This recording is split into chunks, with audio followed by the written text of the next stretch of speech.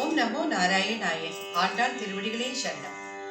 இன்று மார்கழி 6வது நாள், 6வது பாசுரம். புள்ளும் சிலம்பினகான் புள்ளரையன் கோவிலில் வெள்ளை விழிச்சகின் பேரரவம் கேட்டிலையோ. புள்ளும் சீலம்பினகான் புள்ளரையன் கோயிலில் புள்ளும் சீலம்பினகான்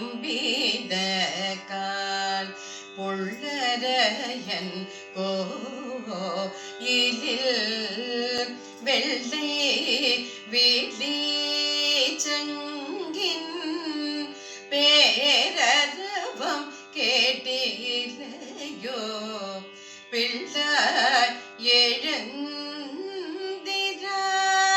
பேய்மூலை நல்ஜுண்டு.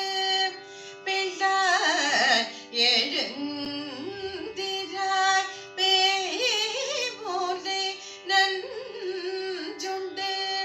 கள்ள சகடம் கலக்கழிய கலோச்சி வெள்ளத்து அரவில் துயில வந்த வித்தினை உள்ளத்து கொண்டு முனிவர்களும் யோகிகளும் மெல்ல எழுந்து அறிகின்ற பேரரவம் மெல்ல எழுந்து அறிகின்ற பேரரவம் உள்ளம் புகுந்து குளிர்ந்தேலோரம்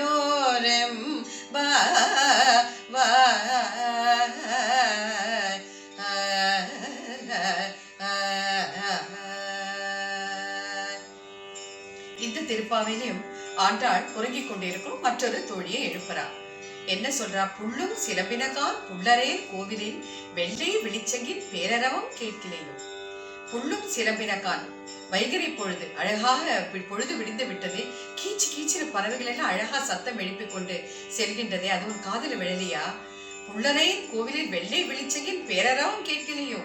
அதாவது புள்ளரையன் கருடனை வாகனமாக கொண்ட ஸ்ரீமன் நாராயணனின் கோவிலில் அந்த சங்கு முழக்கம், அங்கு முழங்குகின்ற சங்கு முழக்கம் கூட உன் காதில் விழவில்லையா? பெண்ணே எழுந்திரு, பிள்ளாய் எழுந்திராய் பேய்முனை நஞ்சுண்டு கள்ளச்சகடம் கலக்கழிய காலோச்சி. பெண்ணே எழுந்திரு. கம்சன் அனுப்பிய பூதகி என்கிற அரக்கிய வந்து கண்ணன் அவள் பாலை குடிப்பது போல கொஞ்சம் கொஞ்சமா அவளை உயிரை குடித்தான் அல்லவா? அவன் புகழையும் அதே சமயத்தில் கள்ளச்சகடம் காலோச்சி, அதாவது சக்கர வடிவத்தில் வந்த சகடாசுரன் என்கிற அரக்கனை அழித்தவனுமாகிய கண்ணன் வெள்ளத்தளவில் துயில் அமர்ந்திருக்கும் வித்தினை, அந்த நடு பார்க்கடலில் பள்ளி கொண்டிருக்கும் பரந்தாமனை மனதில் இருத்தி முனிவர்கள் யோகிகள் எல்லாம் ஹரி ஹரி என்று ஜெபித்துக் கொண்டே இருக்கிறார்கள். அந்த சத்தம் கூட உன் காதில் விழவில்லையா? இத்தனையும் கேட்டுக்கொண்டு நீ அமைதியாக உறங்கிக் கொண்டிருக்கிறாயா? எழுந்திரு.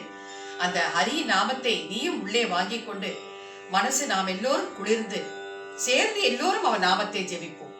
ஹரி ஹரி ஓம். ஓம் நமோ நாராயணாய. ஆண்டாள் திருவடிகளே சரணம்.